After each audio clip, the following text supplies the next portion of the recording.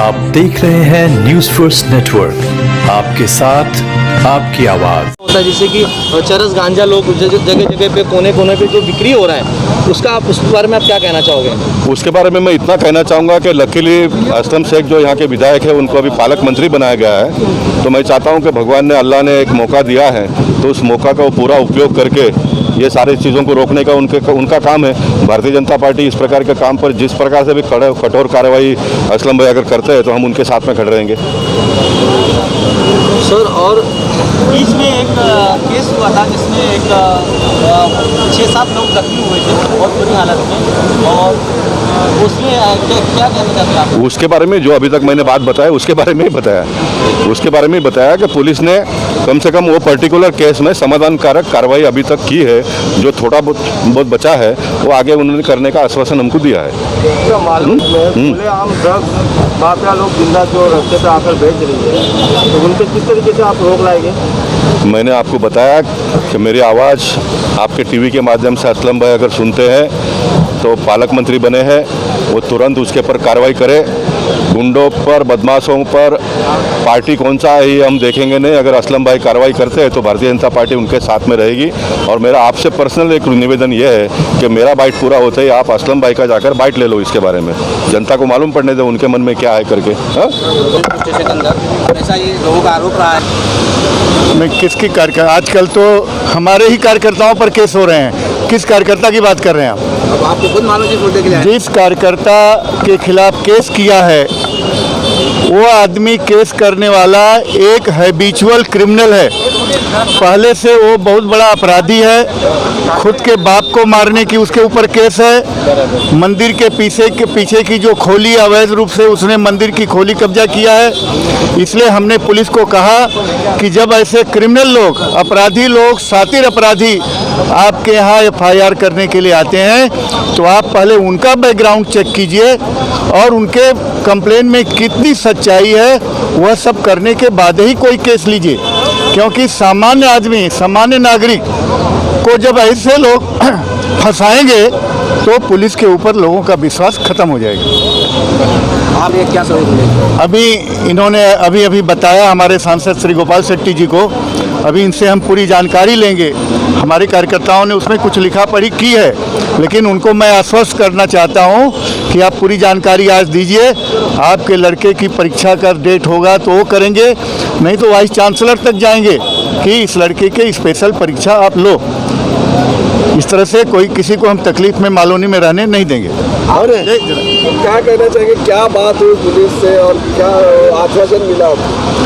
देखिए, जहाँ तक मालोनी का सवाल है, हमारे जो कार्यकर्ता जो अनऑथराइज काम है, जो खाड़ी की ज़मीन है, जो कलेक्टर की ज़मीन है, उसके ऊपर अनऑथराइज कोई झोपड़े बनाता है, जो ड्रग्स माफिया है, चरस गांजा बेचते हैं, उनके खिलाफ अगर कोई हमारा कार्यकर्ता आवाज़ उठाता है तो उसको इस तरह षड्यंत्र किया जाता है कि पुलिस भी कभी कभी मजबूर हो जाती है और हमारे कार्यकर्ता के ऊपर झूठे केस बनाने का ये जो सिलसिला चालू है, इसके खिलाफ आज हमने पुलिस से निवेदन किया। हमारे खासदार, हमारे सब आमदार यहाँ मुलाकात की और साथ ही साथ पिछले 10-12 दिन पहले जो जूलियस वाड़ी में एक वहाँ के लोकल रहिवासी थे, वो कोई हमारे पार्टी के कोई कार्यकर्ता नहीं थे, लेकिन एक जागरूक भारतीय जनता पार्टी के कार्यकर्ता के तहत हमने वो आवाज़ उठाई है कि 7 जनों को तलवार से मारा गया और कई प्रकार के उनके सिर पे टाके आए,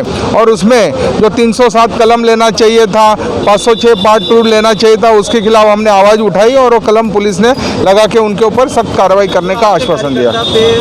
ये आरोप लगा है, केस वापस हुआ है, क्या आश्वासन दिया? देखिए, एक बेबुनियाद और झूठा आरोप हमारा कार्यकर्ता के ऊपर लगाया गया है। एक 3 साल के बच्ची को हाथ लगाया और इस तरह के झूठे स्टेटमेंट एक माँ और बाप देते हैं, दूसरा कोई उसके खिलाफ कंप्लेंट नहीं करता है, और वो जो कंप्लेंट करने वाला व्यक्ति है उसके ऊपर खुद ड्रग्स और गांजा की कंप्लेंट है, एफआईआर रजिस्टर है और उसके आजू बाजू के रहवासियों ने जो सरकारी जमीन वो हड़पना चाहता है, वहाँ 10-12 झोपड़े बनाए हैं, उसके खिलाफ ऑलरेडी कंप्लेंट दिया है।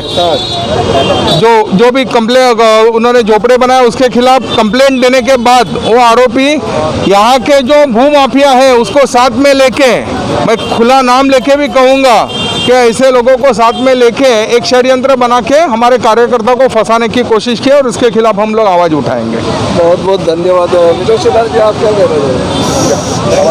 मेरे हिसाब से ऑलरेडी ऑलमोस्ट सभी बातें कह दी है। मैं एक ही बोलूँगा, जिस समाज में अच्छे काम करने वाले का आदर नहीं होता और बुरे काम करने वालों को शासन नहीं होता, उसके ऊपर कार्रवाई नहीं होती, वो समाज आगे नहीं जा सकता है। और मुझे लगता है मालवनी में वही तकलीफ है। यहाँ पर जो बुरा काम करता है, अनऑथोराइज काम करता है, लोगों को तकलीफ देने वाला काम करता है, उसके ऊपर सही कार्रवाई होती नहीं, सही वक्त पे नहीं होती और वो होनी चाहिए। इसीलिए आज हम यहाँ पर आए थे। जैसा अभी सुनील जी ने कहा कि जिन व्यक्ति ने जिनको अभी जुलसवाड़ी में जो हमला हुआ वो कि बीजेपी के व्यक्ति के ऊपर नहीं हुआ, तो साधारण लोग थे। और जो गांजा का धंधा करता है और खुद का गांजे के ऊपर पुलिस जब उनके ऊपर कार्रवाई करनी जाती है तो दूसरे घरों में छुपाता है, तो वो छुपाओ मत, ये बात कही गई थी। यानी गलत काम करने वालों को रोका गया था, तो उसको असामाजिक तत्व मारने के बाद में, और उस असामाजिक तत्व के 50 से 60 घर अनऑथोराइज है, इसके ऊपर पंचनामा है, कलेक्टर का पूरा पेपर वर्क है, उसके बाद भी कार्रवाई नहीं हुई। इसीलिए हम आए हैं कि पुलिस हो, बीएमसी हो और महाराष्ट्र शासन है, कलेक्टर है, इन सब ने मिलकर अपनी भूमिका पर आना चाहिए। और स्पेशली मालवनी में जो ड्रग्स का एक आतंक है, आज कितने माए परेशान है कि मेरा बच्चा बाहर जाके गलत लोगों के व्यवहार में जुड़ाता है। कितने मैदान और बगीचा आप शाम को देखे तो ये ड्रग्स के चपेट में आ गए, तो उससे मालवनी को मुक्त करना चाहिए। आप उसके ऊपर कार्रवाई करो, एक पूरा crash course cash action drugs के विरुद्ध में होना चाहिए। यही मांग लेकर सांसद जी के नेतृत्व में, आमदार जी के नेतृत्व में हम लोग यहाँ पर आए हैं और पुलिस ने हमको आश्वासन दिया है कि वो करेंगे। अगर आने वाले दिनों में स्ट्रिक्ट एक्शन अगर ज़मीन पे नहीं देखी तो जब तक वो नहीं होगा हमारी ही कार्रवाई चालू रहेगी। की तकलीफ नहीं होगी, लेकिन जो एंटी सोशल एलिमेंट्स है उनके ऊपर तो शिकंजा कसा जाएगा। इस प्रकार का आश्वासन आज वापस पुलिस ने हमको दिया है, इसलिए हम वेट एंड वॉच करते हैं। अगर पुलिस और म्यूनसिपालिटी के लोग दोनों अपनी जवाबदारी को बखूबी नहीं निभाते हैं तो हमारा जो मोर्चा था हमने इसलिए स्थगित किया कि भाई पुलिस ने एक्शन स्टार्ट किया था, लेकिन हमारा मोर्चा अभी कैंसिल नहीं हुआ है, पोस्टपोन किया हमने। सिर्फ आने वाले दिनों में पुलिस और म्यूनसिपालिटी दोनों मिलकर जो गुंडा प्रवृत्ति के लोगों के ऊपर शिकंजा कसते नहीं है, एक जो अभी जो पुलिस में बंद है जो गांजा वाला है उसको यहाँ से तड़ीपार करने का ऑर्डर भी पुलिस ने, मालवनी के पुलिस ने तैयार किया, लेकिन ऊपर के कमिश्नर ने उसको रोक लगा स्टे दी है। वो अभी हमने मनीषा ताई हमारे विधायक और योगेश सागर जी इन दोनों को दिया है। ये लोग भी अपने ढंग से महाराष्ट्र के विधानसभा में आवाज़ उठाएंगे और ये इस प्रकार के जो पुलिस लोग, एक पुलिस स्टेशन के लोकल लोग कार्रवाई करने की मांग करते हैं और ऊपर इस एयर कंडीशन ऑफिस में बैठे हुए लोग स्टे देते हैं, तो फिर गुंडा प्रवृत्ति के लोग तो अपने ढंग से काम करेंगे ही ना। इसलिए वो हमारा पेंडिंग है। अगर सही समय पर पुलिस कार्रवाई नहीं करती है तो फिर एक बड़ा मोर्चा हम मालवनी पुलिस चौकी के ऊपर आने वाले दिनों में लाएंगे। नशा दिन ब दिन बढ़ता जा रहा है, जनता का ऐसा मानना है कि यहाँ की पुलिस प्रशासन ही उनका साथ देते हैं। मैंने देखिए अभी हम एक केस को लेकर चल रहे हैं, इन जनरल तो सब है। महाराष्ट्र महाविकास आघाड़ी की सरकार आई है, उसके बाद में लॉ एंड ऑर्डर किस तरह से चरमरा गया है, लॉ एंड ऑर्डर को मेंटेन करने वाले सुनील देशमुख कहते हैं कि जो कसाब को न्याय मिला वो मुझे नहीं मिलेगा क्या। मतलब सुनील देशमुख जी अपनी तुलना कसाब के साथ में करते हैं। यहाँ से इतनी परिस्थिति बिगड़ गई है, लेकिन वो बड़ा मुद्दा है, वो देवेंद्र फडणवीस जी लड़ रहे हैं उसके बारे में।